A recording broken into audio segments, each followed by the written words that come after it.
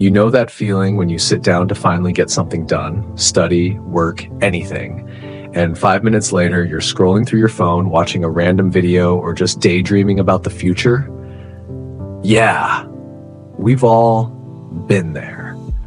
What if I told you that the biggest thing holding you back isn't your lack of intelligence, talent, or time, but your inability to control your own mind? Today, I want to share a story that changed the way I think about focus and discipline.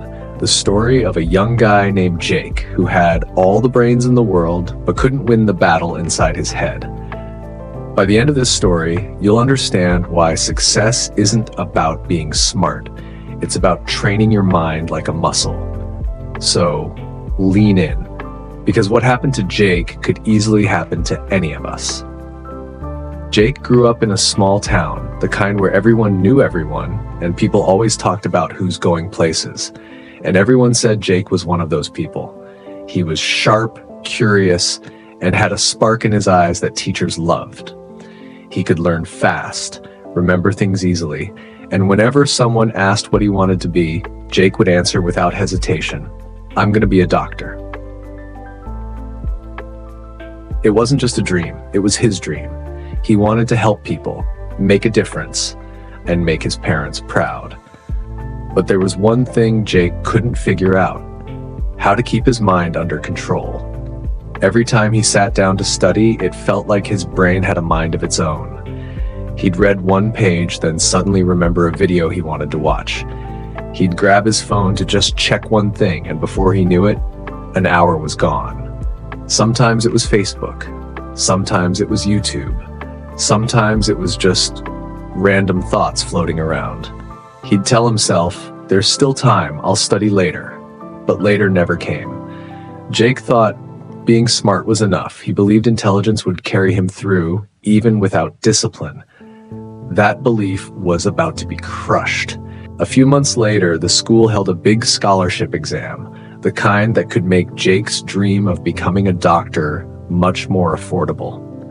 He had high hopes. He told his parents he'd do great. He even told his friends that he was confident he'd be among the top scorers. But when the results came out, everything shattered. He didn't just lose. He failed. Badly. The same friends who studied a little bit every day, without bragging, ended up scoring way better than him. Teachers who used to praise him now looked disappointed. His parents didn't yell, but their silence said enough. That night, Jake sat alone in his room. No music, no phone, no noise. Just him and the weight of his own regret. He stared at the ceiling, replaying every wasted hour, every "I'll do it later." And for the first time, he realized something that would change his life forever. Being smart isn't enough. Without discipline, I'll never get anywhere.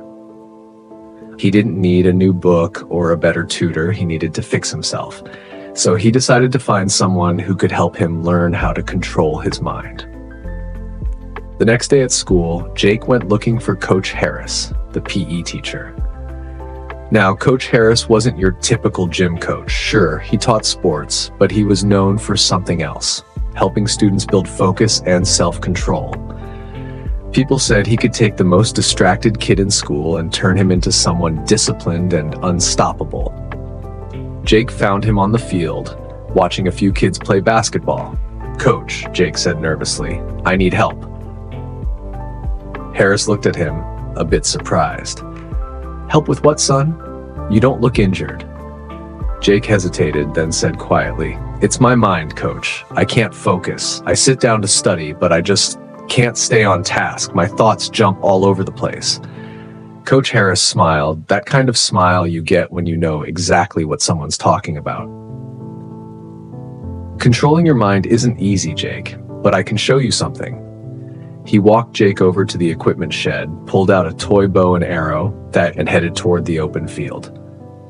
"All right," he said. "Here's the deal.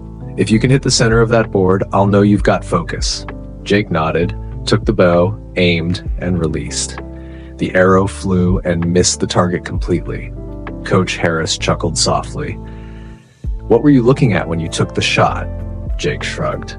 "The trees, the field, the target, kind of everything. The coach shook his head. And that's your problem. You're trying to look at everything. You can't hit the target if your eyes and your mind are everywhere at once. He pointed to the board again. A good athlete sees only the target. Nothing else matters. Then he looked Jake right in the eye. You're doing the same thing in life. You want to study, but you're thinking about your phone, your friends, YouTube, 100 other things. If you want to succeed, you need to focus on one thing at a time, your goal, and nothing else. Jake stood there silent. That moment hit him harder than any test result ever could. Jake asked softly, "Coach, where do I even start? How do I become more disciplined?" Coach Harris nodded as if he'd been waiting for that question. "All right, Jake, I'll give you 4 rules. They're simple, but if you follow them, they'll change your life." Then he listed them. Rule number 1, control your thoughts. Whenever your mind wanders, stop it right there. Tell yourself, this is my study time. I need to focus now. The more you do this, the faster your brain learns to obey. Rule number 2, build a routine. Make a schedule. Don't let your day control you. Control your day. Decide when you'll study, when you'll rest, when you'll play. Over time, your brain will adjust to that rhythm. Rule number 3, eliminate distractions. Your phone, TV, useless apps, they're stealing your time. Keep them away when you work, out of sight, out of mind. Rule number 4, practice every day. You can't master discipline in a single day. Build small habits, one by one. That's how you train the mind. Coach Harris put a hand on Jake's shoulder. If you can follow these 4 rules, I promise you, your mind will stop running wild. Jake nodded, determined. For the first time, he felt hope. Not just motivation, direction. The next few weeks were brutal. Jake started by creating a strict routine. When to wake up, when to study, when to rest. He even wrote his daily schedule on sticky notes and put them all over his room. But sticking to it, that was the hard part. Every time he tried to focus, his phone buzzed. Every time he sat down, his brain whispered, "Check Instagram. Watch one video. You deserve a break." It was like fighting an invisible enemy inside his head. He'd catch himself zoning out and repeat Coach's words, "This is my study time. I must focus now." Sometimes he'd have to say it out loud. He started turning his phone off completely when he studied. He kept it in another room, far away from his desk. At first, it was uncomfortable. His hands twitched, wanting to grab it. His thoughts itched for distraction. But slowly, something began to change. Each day, he could concentrate a little longer. 10 minutes turned into 30. 30 turned into an hour turned into 2. He started finishing assignments faster. His grades began to rise. His confidence started coming back. And every time he caught himself daydreaming, he'd remind himself of the goal that started it all, becoming a doctor. Months passed. The school announced another big exam, one that would decide who qualified for the next scholarship round. This time, Jake didn't panic. He didn't tell anyone about his plan. He just worked quietly, steadily, every single day. No phone, no YouTube, no excuses. He'd wake up early, take a walk to clear his head, then dive into studying. At night, he'd reflect on his progress, noting what worked and what didn't. It wasn't easy, but something inside him had changed. He no longer needed motivation, he had discipline. When the results came out, Jake stared at the list and couldn't believe his eyes. He wasn't just on it, he was at the top. He had come first place in the entire school. That moment felt surreal, but deep down Jake knew. This wasn't luck, it wasn't talent, it was discipline. Pure, consistent, boring, powerful discipline. A year later, when Jake stood on stage to receive his scholarship award, he saw Coach Harris in the crowd. Their eyes met. Jake smiled. After the ceremony, he went up to the coach and said, "Coach, I did it." Harris nodded proudly. "I know you did. You trained your mind, and now it's taking you where you want to go." Then he added something Jake would never forget. The mind is like a wild horse. If you don't control it, it'll drag you anywhere it wants. But if you train it, it'll carry you to your destination.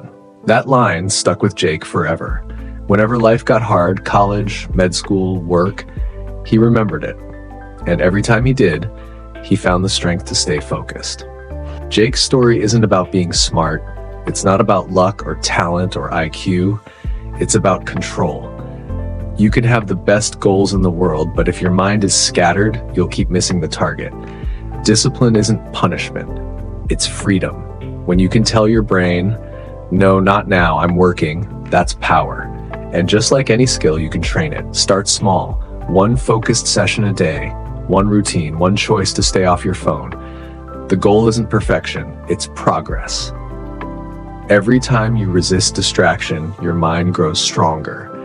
Every time you stay consistent, your willpower sharpens. That's how ordinary people become unstoppable. So if you're watching this, remember Jake's lesson. Train your mind like a muscle. Feed it discipline, not distraction. Because once your mind listens to you, there's nothing in the world you can't do. If this story hit you in any way, if you saw a bit of yourself in Jake, then this is your sign to start today. You don't need to wait for Monday, next month, or the perfect mood. Start right now. Take out a piece of paper and write your goal. Create a small routine, even just 15 minutes of deep focus a day. Turn off your phone, close the door, and when your mind starts to wander, smile and say, "This is my focus time, I'm in control." Because the truth is, you are. You just have to remind your brain who's really in charge. So what happened to Jake? He went on to become a doctor, just like he dreamed. But that's not the most important part. The most important part is this.